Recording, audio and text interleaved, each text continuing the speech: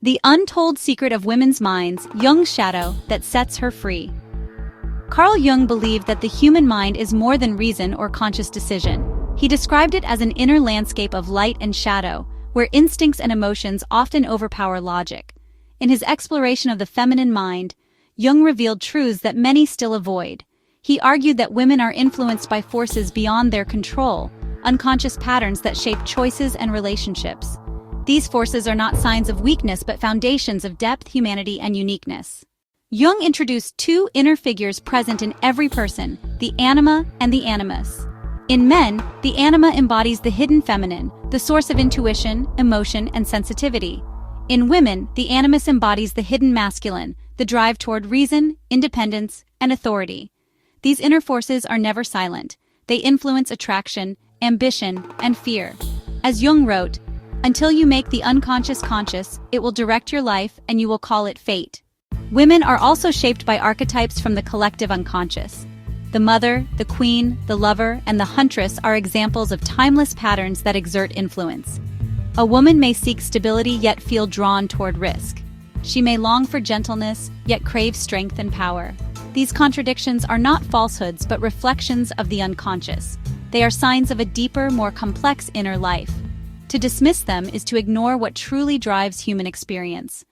One of Jung's most compelling ideas is the shadow, the hidden side of the psyche that contains desires and instincts society has rejected. For women, this often includes anger, jealousy, lust, ambition, and the hunger for freedom. For centuries, cultural expectations demanded that women silence these instincts to appear kind, pure, and selfless. But repression never erases them. What is buried grows stronger. A woman who hides her anger may erupt unexpectedly. A woman who denies her desire may pursue it recklessly. A woman who buries her ambition may undermine herself or others in subtle ways. Jung believed repression distorts the soul, while acceptance restores its power. What women cannot control often influences them more than what they consciously choose. Jung reminded us, the shadow is not a monster to be destroyed, but a part of the soul to be faced. Facing the shadow transforms its energy. Anger becomes independence, desire becomes creativity, ambition becomes leadership. The paradox is simple. What once seemed dangerous becomes the foundation of strength and freedom. Relationships often reveal the shadow most clearly. Men sometimes describe women as inconsistent, desiring stability yet craving excitement, valuing independence yet seeking care. Jung explained this as the collision of conscious ideals and unconscious forces. Love is not simply the meeting of two surface personalities. It is the meeting of two psyches, two shadows interacting beneath awareness. A woman may love one man consciously, while her shadow is drawn to another who embodies her hidden needs. By confronting her shadow, she learns to love freely and with clarity rather than compulsion. Jung believed that repression does not only affect individuals, but also societies. For centuries, women were confined to roles as caretakers, discouraged from ambition, power, and authority. Yet suppressed traits return in collective form. Feminist movements of the 20th century can be understood as eruptions of the feminine shadow, an insistence that silenced traits be recognized. As Simone de Beauvoir wrote, "One is not born, but rather becomes a woman." For Jung, this becoming required confronting the shadow directly. Jung emphasized that the goal of life is not perfection but wholeness.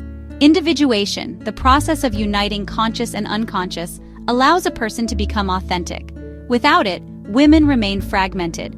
With it, they integrate all aspects of themselves and live as whole beings. Jung wrote, "Wholeness is not achieved by cutting off a portion of one's being, but by integration of the contraries." This process is demanding. It calls for courage, humility, and honesty. To embrace the shadow, a woman must admit she is not always gentle, not always pure, and not always selfless. She must face jealousy, pride, lust, and her desire for control. At first, this honesty feels like betrayal of the image she was taught to uphold. But Jung saw it as liberation. The mask is the lie, the shadow is the truth. There is no coming to consciousness without pain, he reminded us. That pain is the beginning of freedom. When a woman accepts her shadow, she not only frees herself, but also influences society. By rejecting shame and refusing limits, she compels culture to confront its illusions. Each woman who embraces her shadow contributes to healing the collective. Her courage becomes a spark that lights the way for others. Jung's message remains deeply relevant. The unconscious is not a prison but an inheritance. What women cannot control may enslave them if denied, yet empower them if embraced.